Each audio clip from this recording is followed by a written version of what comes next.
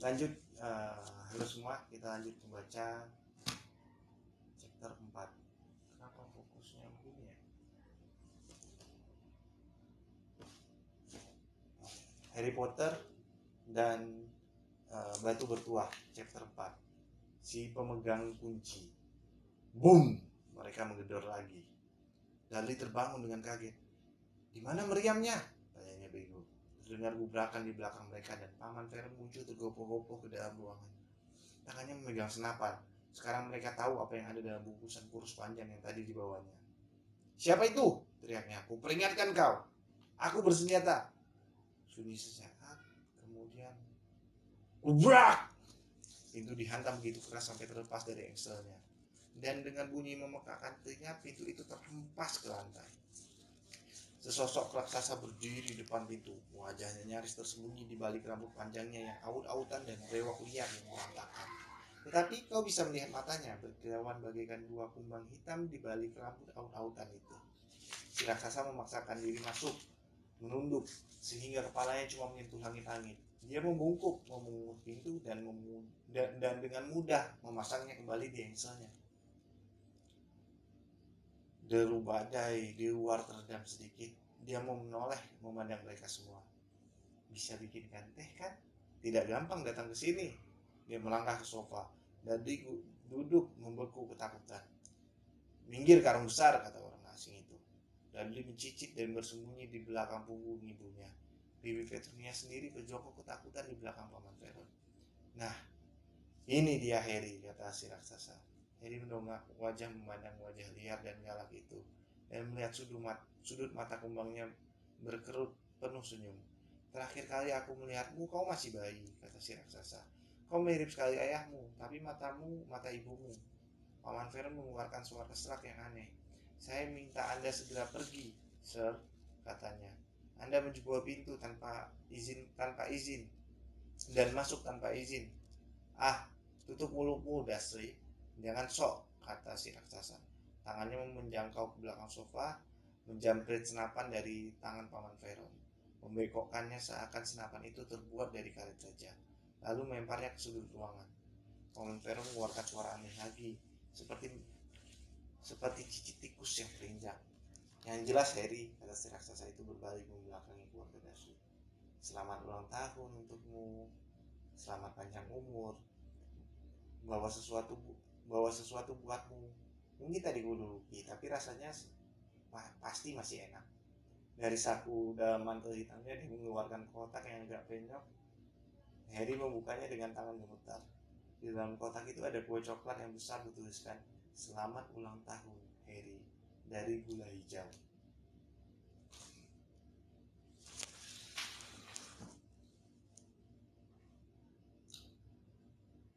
Harry menatap si raksasa. Dia bermaksud mengucapkan terima kasih, tetapi kata-katanya menghilang dalam perjalanan ke mulutnya. Dan yang dikatakan malah, siapa kau? Si raksasa tertawa. Betul, aku belum memperkenalkan diri. Rubeus Hagrid, pemegang kunci dan pengawas binatang liar di Hogwarts. Dia mengulurkan tangan yang besar sekali dan mengguncang seluruh tangan Harry. Bagaimana tehnya tadi? Katanya seraya menggosok-gosok tangannya. Aku juga tidak tolak minuman yang lebih keras kalau memang ada. Pandangannya tertuju ke perapian dengan bungkus keripik yang sudah mengerut dan dia mengendus. Dia membungkuk ke perapian. Mereka tidak bisa melihat apa yang dia lakukan. Tetapi ketika dia tegak lagi sedetik kemudian, api sudah menyala. Api itu memenuhi pondok yang lembab dengan cahaya yang bergerak-gerak dan Harry merasa kehangatan menghubunginya, seakan dia masuk ke dalam bak berisi air panas. Si raksasa duduk kembali di sofa. Dia langsung melesak keberatan dan mulai mengeluarkan berbagai benda dalam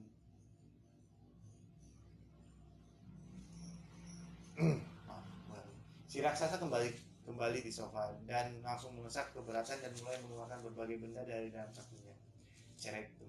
Ceret tembaga, satu pak sosis lezat, tusukan panjang, teko, beberapa cangkir yang sudah somplak, dan sebotol cairan kuning kecoklatan yang diteguknya dulu sebelum dia menyiapkan makanan. Segera saja pondok dipenuhi bunyi dan bau sosis panggang yang lezat. Tak seorang pun bicara ketika si raksasa bekerja. Tapi ketika dia melepas 6 sosis gemuk berminyak yang sedikit gosong dari tusukannya, Dudley mulai gelisah.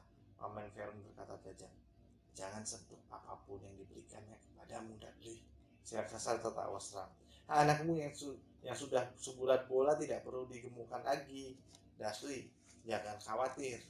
Dia menyerahkan sosis-sosis itu kepada Harry. Harry yang sudah lama sekali belum pernah makan makanan selezat itu. Tapi dia tetap tak bisa melepaskan pandangannya dari si raksasa. Akhirnya, karena tak seorang pun kelihatannya akan menjelaskan, dia berkata, "Maaf, tapi saya belum tahu siapa Anda." Si raksasa menghirup tehnya dengan tumpukan besar dan melap mulutnya dengan punggung tangannya. "Panggil aku Hagrid," katanya. "Semua panggil aku begitu. Dan seperti yang aku bilang, aku memegang kunci Hogwarts dan tentunya sudah sudah tahu dan kau tentunya sudah tahu tentang Hogwarts." Belum," kata Harry. Hagrid kelihatannya terperangah. "Maaf," kata Harry cepat-cepat.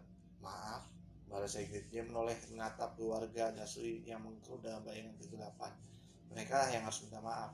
Aku tahu suratmu tidak kau terima, tapi tak pernah kuduga kau tidak tahu tentang Hogwarts." "Astaga, tak pernahkah kau ingin tahu di mana orang tuamu belajar semua itu?" "Semua apa?" kata Harry. "Semua apa?" gegar Hagrid. "Tunggu dulu." Dia melompat berdiri dalam kemarahannya.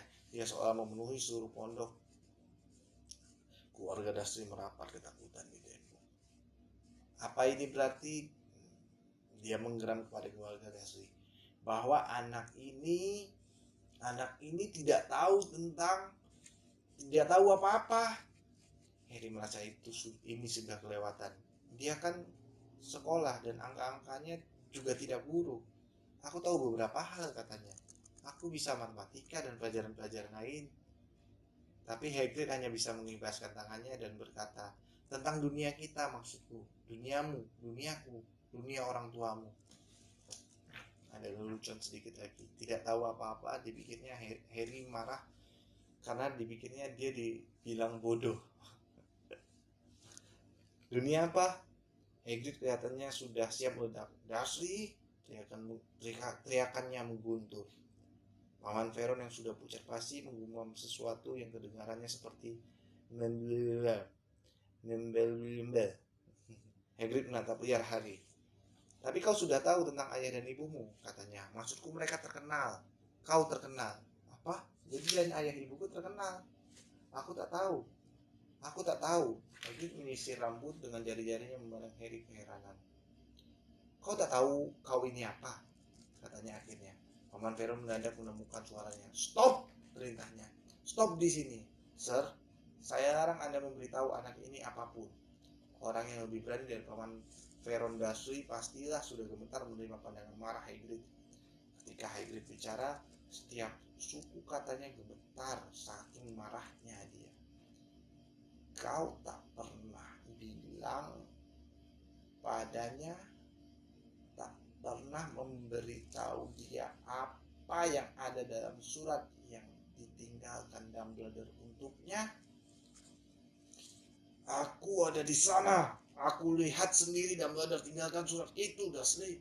Dan kau sembunyikan itu darinya selama bertahun-tahun ini."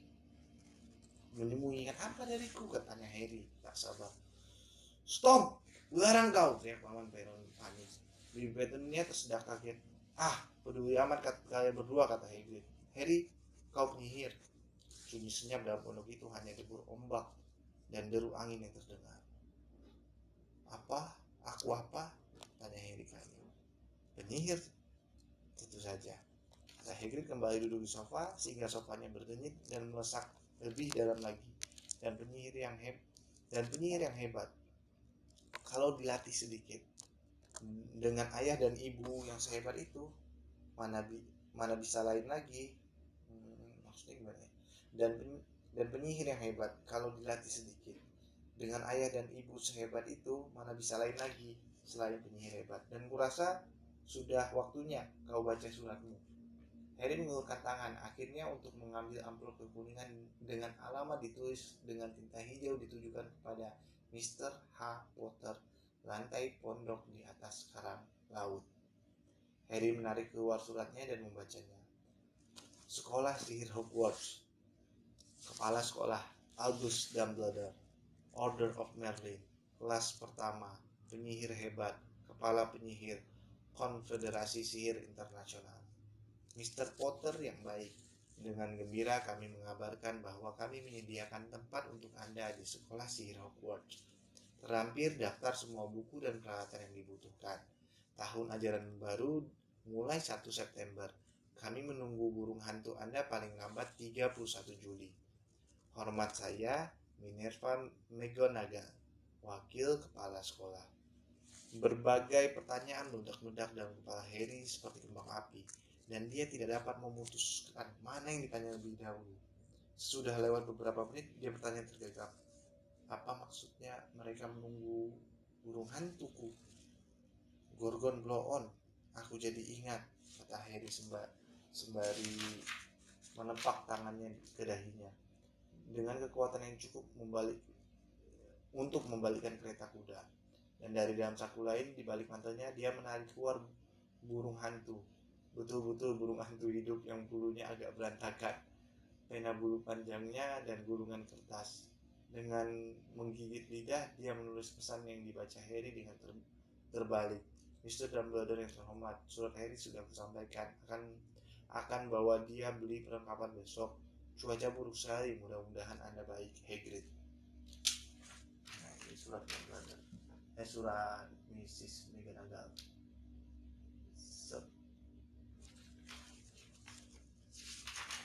Isengnya ngeliatin. Hagrid menggulung pesan tersebut, menyerahkannya kepada si burung hantu.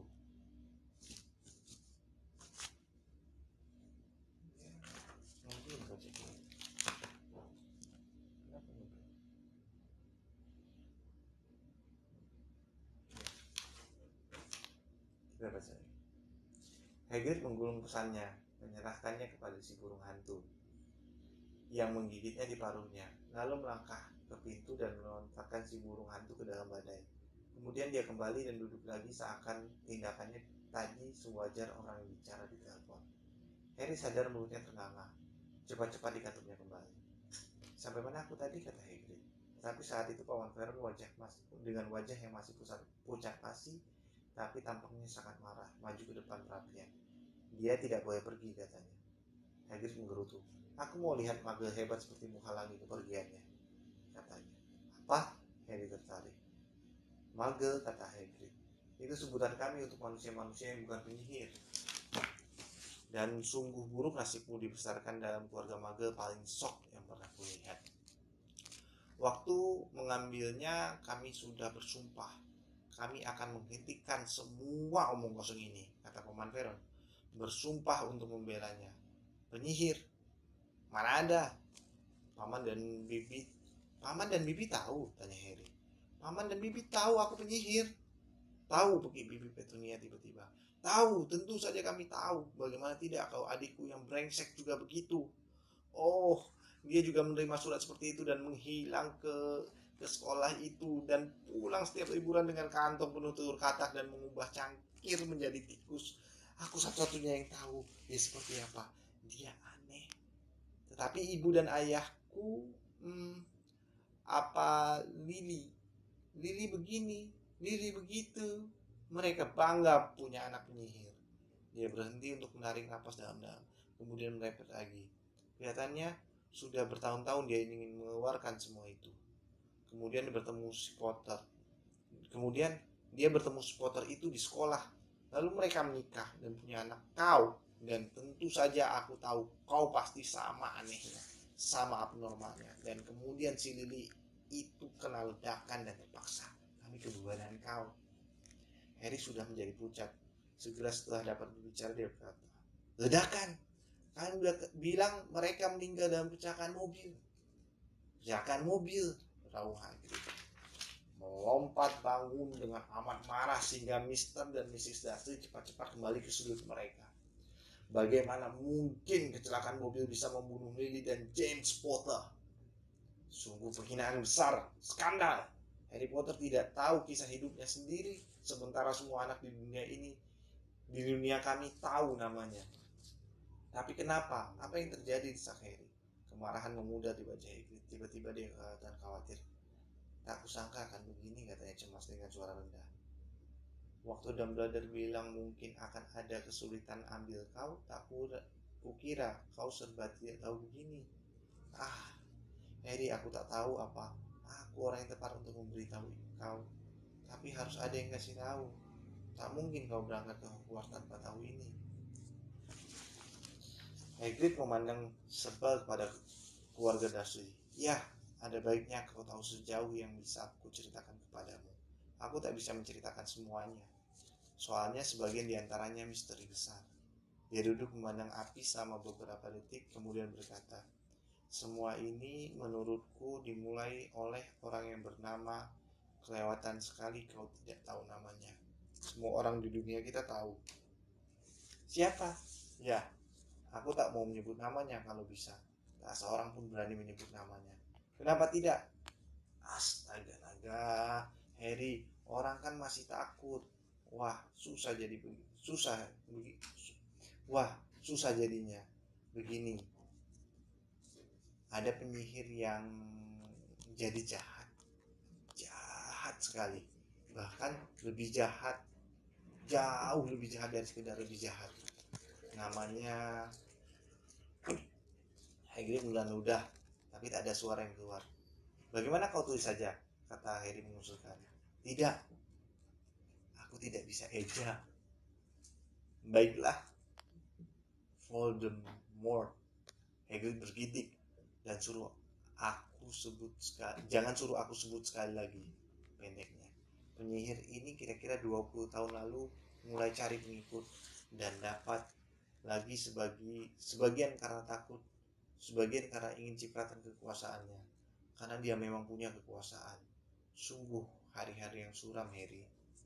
Kita tak tahu siapa yang bisa dipercaya, tak berani bersikap ramah kepada penyihir asing. Hal-hal mengerikan terjadi. Dia mulai ambil alih kekuasaan. Tentu saja beberapa berusaha melawan dia, dan mereka dibunuh dengan sangat mengerikan. Salah satu tempat yang masih aman adalah Hogwarts. Kurasa Dumbledore adalah satu-satunya yang ditakuti. Kau tahu siapa? Tak berani ambil alih sekolah itu. Paling tidak. Ibu dan ayahmu penyihir hebat. Dua-duanya ketua murid selama mereka bersekolah. Kurasa misterinya adalah kenapa kau tahu siapa? Tak coba tarik ibu dan ayahmu ke pihakmu sebelumnya. Mungkin dia tahu mereka terlalu dekat dengan Dumbledore, sehingga mereka pasti tidak tertarik pada sihir hitam. Mungkin dia kira bisa membujuk mereka. Mungkin dia cuma ingin menyingkirkan. Yang orang tahu hanyalah dia muncul di desa tempat kalian tinggal di mana malam Halloween 10 tahun lalu.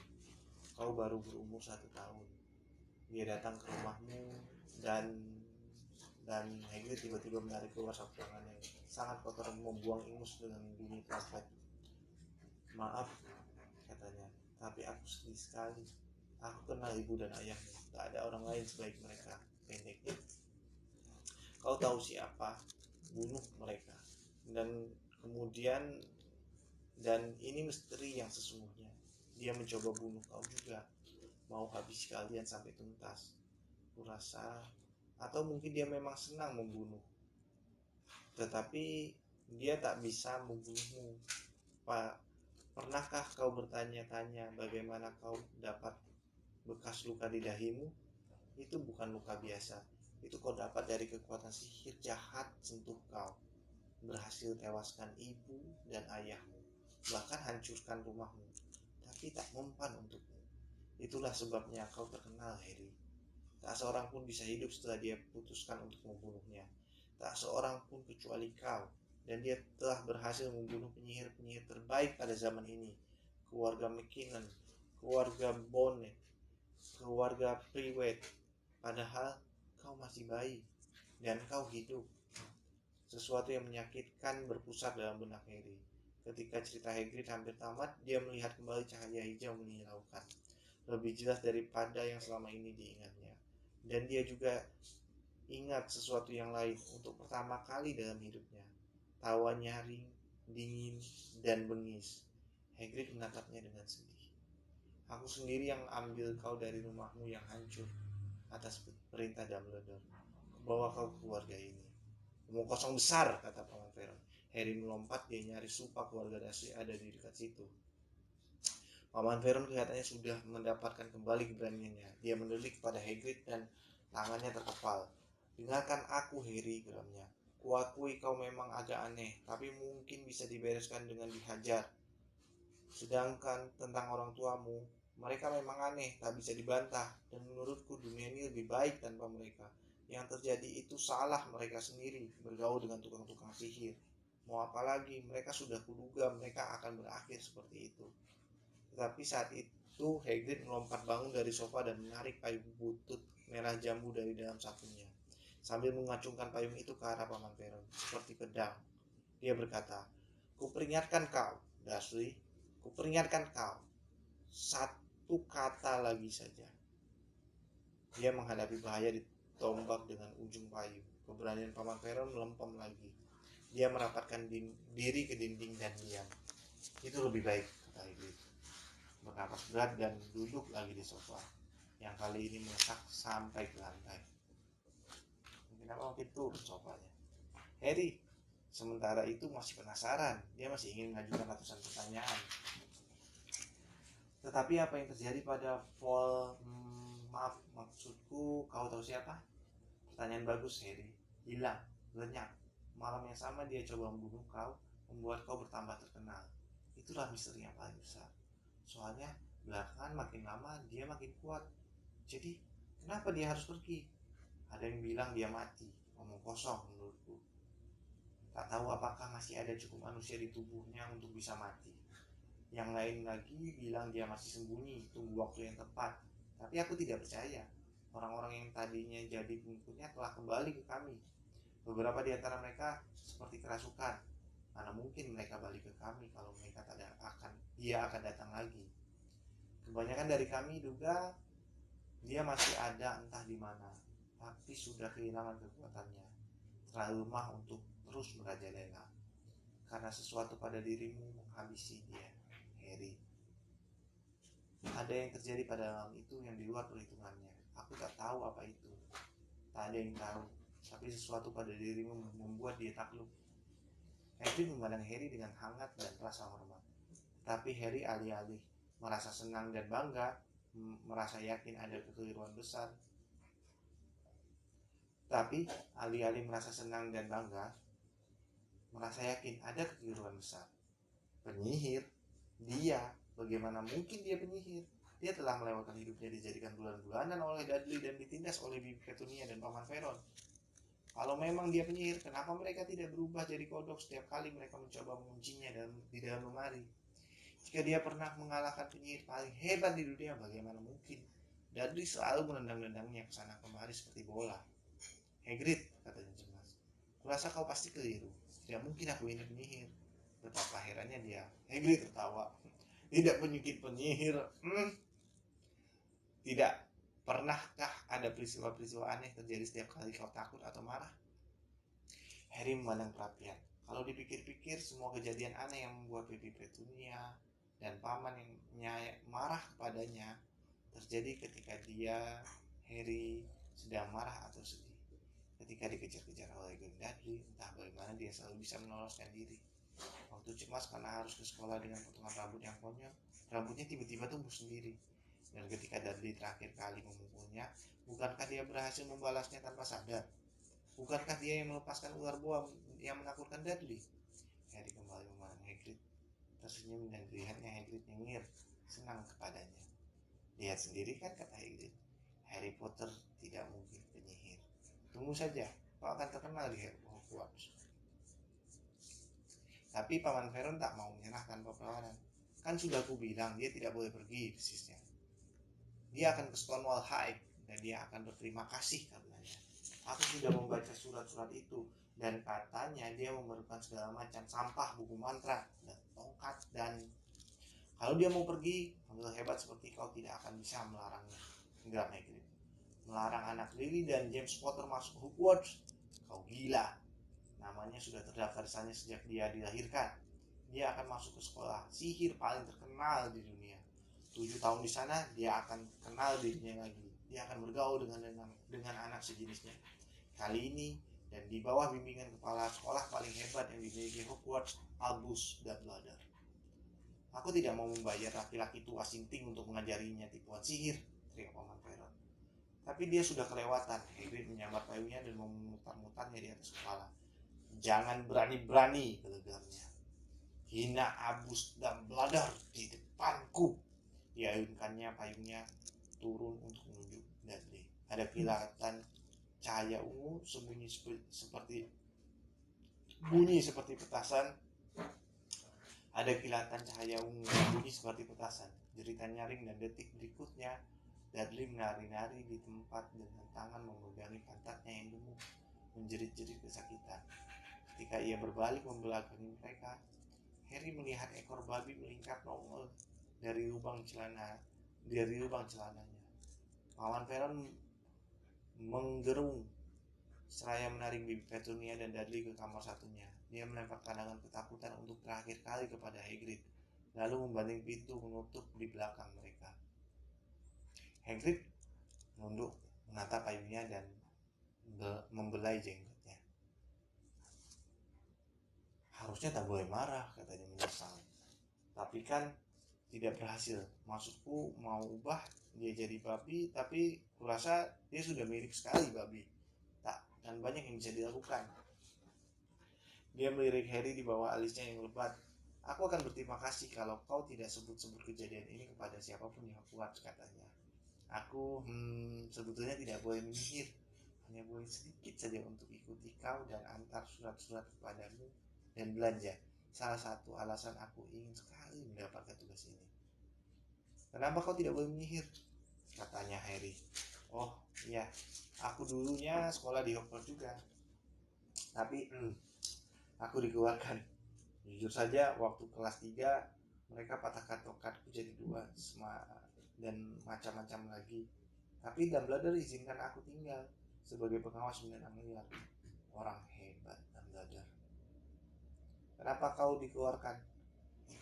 Sudah malam dan banyak yang harus kita lakukan besok, kata Hagrid keras-keras. Harus ke kota, beli buku-buku dan peralatannya. Hagrid melepas mantel hitamnya yang tebal dan melempar kepada Harry. Bisa kau jadikan selimut, katanya. Jangan